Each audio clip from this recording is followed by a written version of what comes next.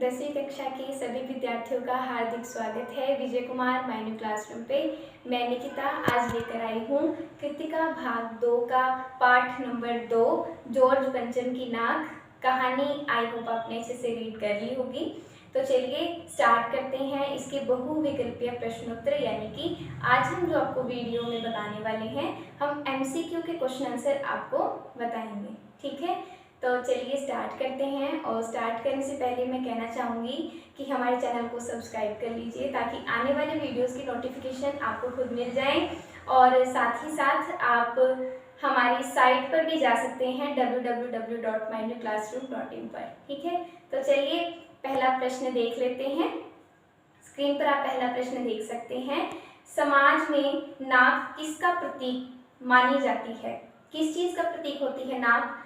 धन का, महानता का, इज्जत का या फिर सुंदरता का? क्या होता है इसका सही आंसर? क्या आएगा?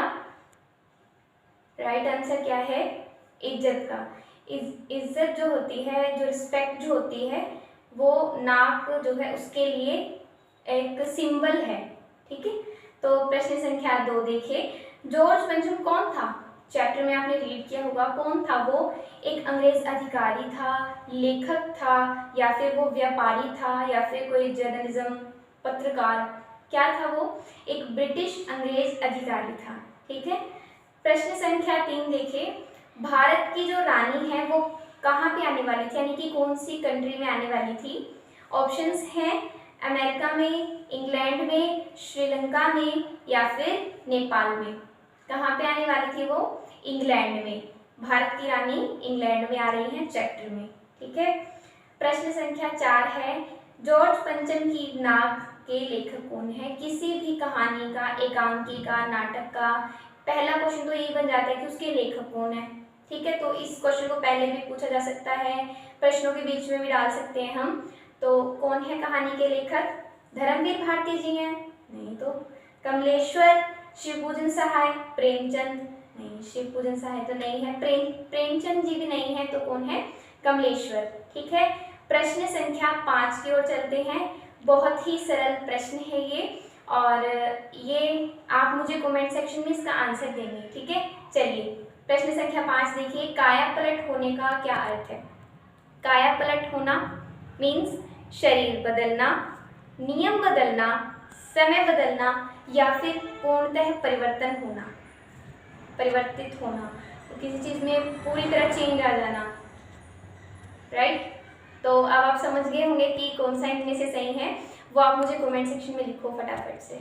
ठीक है, प्रश्न संख्या 6 देखिए। लेखक के अनुसार कुछ नाकों को उतारकर कहाँ पहुँचाया?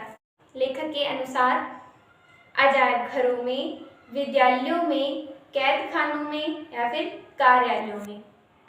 कहाँ पर पहुँचाया गया था? अजायब घरों में पहुँचाया गया था।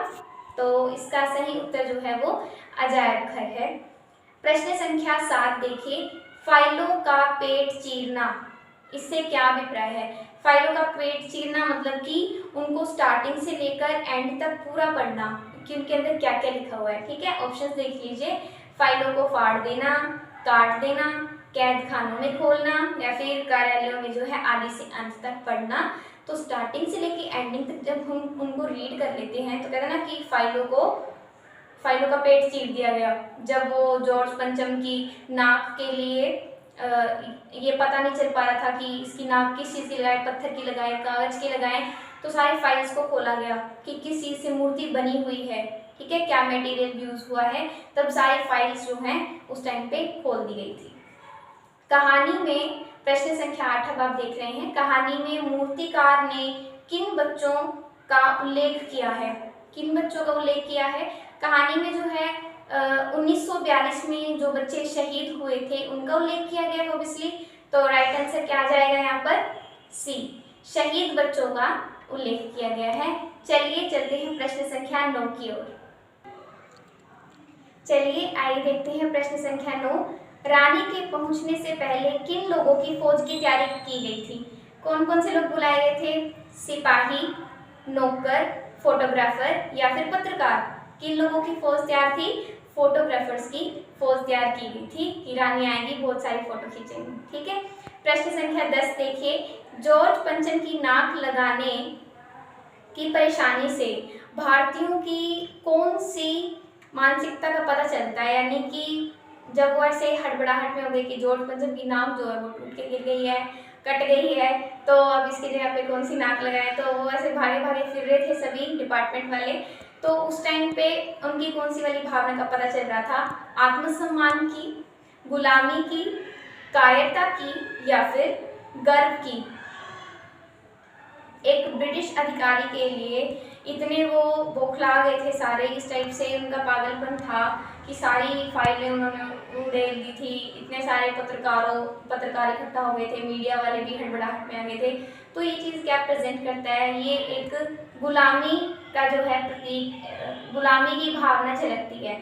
ठीक है, प्रश्न संख्या 11 है, अंत में मूर्तिकार ने जॉर्ज पंचम की लाट पर कैसा नाक लगाने का निर्णय किया, यानी कि एंड में जब उन्होंने निर्णय लिया कि अब तो कुछ ना कुछ तो सॉल्यूशन करना पड़ेगा, तो उन्होंने क्या सोचा था, ऑप्शन देखिए, जिंदा नाक लगाने का, पत्थर की या फिर प्लास्टिक की या फिर कागज की। तो उन्होंने सोचा था कि हम जो है एक जीवित व्यक्ति की नाक काट के और मूर्ति पर लगा देंगे। ठीक है, प्रश्न संख्या 12, नाक कट जाना का क्या अर्थ है, ये एक मुहावरा है, नाक कट जाना। इसका आंसर जो है वो आप मुझे कमेंट सेक्शन में देंगे। ठीक है, ऑप्शंस देख लीजिए, बेइज्जती होना, नाक न होना, जख्मी होना या फिर नाक पर चोट लग जाना। बहुत ही इजी है, क्वेश्चन नंबर 12 का आंसर आप मुझे देंगे। चलिए देखते हैं प्रश्न संख्या 13, मूर्तिकार की विवशता का क्या कारण था। मूर्तिकार की क्या विवशता थी, लालच, गरीबी, बीमारी, प्रशंसा। क्या थी उसकी कमजोरी, मजबूरी, विवशता क्या थी, गरीबी। ठीक है, प्रश्न संख्या 14 की ओर चलते हैं, जॉर्ज पंचम की नाक काटने के पीछे प्रमुख कारण क्या रहा होगा, क्या कारण था कि उसकी नाक जो है काट दी, धन का लालच, जॉर्ज पंचम का अपमान या फिर भारतीयों के अपमान का बदला लेना या फिर उपरोक्त सभी। कौन सा है सही उत्तर, क्योंकि ये एक ब्रिटिश अधिकारी था, इसने भारतीयों पे बहुत जुल्म किए थे और देखो फिर भी भारतीय इसके पीछे से पागल ही जा रहे हैं। तो राइट आंसर कौन सा है, भारतीयों के अपमान का बदला लेना। ठीक है, प्रश्न संख्या 15 है कि लोगों ने अंग्रेजों की लाटों को कहाँ पर पहुंचाया था, चिड़ियाघर में, अजायब घर में, नहर में, यमुना में। कहाँ पे पहुंचाया था, अजायब घर में। ठीक है, प्रश्न संख्या 16 देखिए आप स्क्रीन पर, दिल्ली में फौरन हाजिर होने का आदेश, हुक्म जो है वो किसे दिया गया था, किसको दिया गया था, चित्रकार को, नाटककार को, मिस्त्री को या फिर लास्ट कौन बच गया, मूर्तिकार को। तो करेक्ट आंसर कौन सा है, मूर्तिकार को बुलाया गया जिसने मूर्ति बनाई थी, क्योंकि नाक जो है उसकी टूट के गिर गई थी या फिर किसी ने काटी थी, ऐसे कुछ है चैप्टर में। तो मूर्तिकार को फौरन दिल्ली राजपथ पे बुलाया गया था कि इसका क्या सॉल्यूशन है, अब नाक कहाँ से लाए इस ब्रिटिश अधिकारी की। ठीक है, प्रश्न संख्या 17 देखिए, किन फाइलों की छानबीन की गई थी, कौन से डिपार्टमेंट की फाइलें छानी गई थी, तो सार्वजनिक विभाग की, दिल्ली नगर निगम की, पुरातत्व विभाग की या फिर उपरोक्त सभी।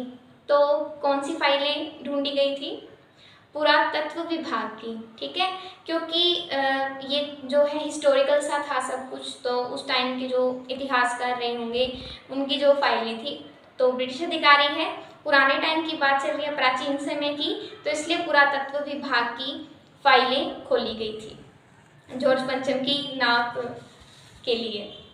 अखबारों में क्या खबर छापी गई, मीडिया इकट्ठी हो गई थी कि रानी जो है आने वाली है भारत से इंग्लैंड, और राजपथ पे जो है उनकी प्रतिमा थी जॉर्ज पंचम की। तो अखबारों में क्या खबर छपी, ये खबर सारी जगह फैल गई थी कि नाक जो है टूट गई है। तो अखबारों में खबर छपी, ऑप्शंस देखिए, पत्थर नहीं मिला, नाक लग गई है, आगमन टल गया है महारानी का, या फिर नाक का मसला हल हो गया। तो मीडिया वालों को ये बताया गया था कि नाक का मसला जो है हल हो गया, क्योंकि वो तो जो है छोटी सी बात को बहुत अतिशयोक्ति करके बताते हैं एक तरह से।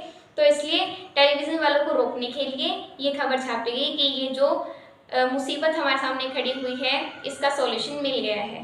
ठीक है, प्रश्न संख्या 19 आप स्क्रीन पर देखिए। कहानी में किस पर व्यंग्य किया गया है? किस पर व्यंग्य है? रानी पर, सरकारी तंत्र पर, रानी के दर्जी पर, या फिर कोई नहीं? सरकारी तंत्र पर। ठीक है, कहानी में जो है एक व्यंग्य छुपा हुआ है सरकारी तंत्र पर। प्रश्न संख्या 20, ये बहुत ही इजी क्वेश्चन है और वेरी इंपॉर्टेंट। ठीक है, चलिए देखते हैं क्या है। रानी के सूट पर कितना खर्चा आया था? कितना खर्चा आया था? 200 पौंड, 300 पौंड, 400 पौंड या फिर 500 पौंड? तो ये 400 पौंड खर्चा जो है रानी के सूट पे आया था। और आई होप कि आपको ये 20 MCQ अच्छे से याद हो गए होंगे। जो जो मैंने आपको कही हैं वो आप मुझे कमेंट सेक्शन में लिख दीजिए, हम आपको रिप्लाई करके बताएंगे कि आपने करेक्ट आंसर दिया है या नहीं। और साथ ही ज्वाइन कीजिए 10th क्लास हमारे व्हाट्सएप ग्रुप को, जहाँ पर डेली बेसिस पर आपको वीडियोस मिल जाया करेंगे, और साथ ही विजिट कर सकते हैं आप वेबसाइट पर। तब तक के लिए धन्यवाद।